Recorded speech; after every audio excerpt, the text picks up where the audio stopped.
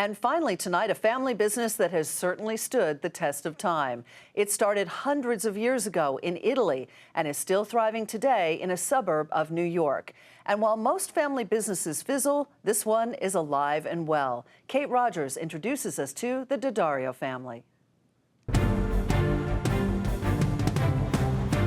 In a manufacturing facility in Farmingdale, New York, Jim D'Addario is keeping alive a family trade that dates back more than 3 centuries.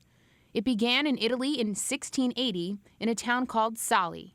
That little town was pretty famous for string makers, and still to this day there are 4 family businesses that came out of that town that are still making strings.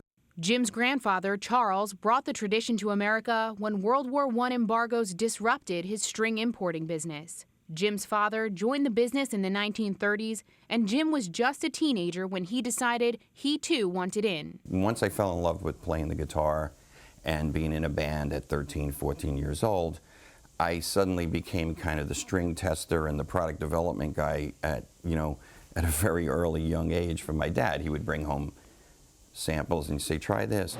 The family business has come a long way since 1680. We're standing in a 110,000 square foot facility where they manufacture 700,000 guitar strings a day.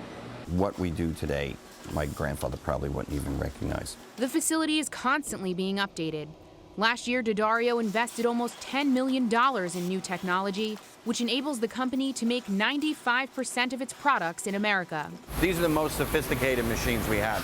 D'Addario employs 1,200 people and projects $175 million in sales this year. Global exports make up half the business.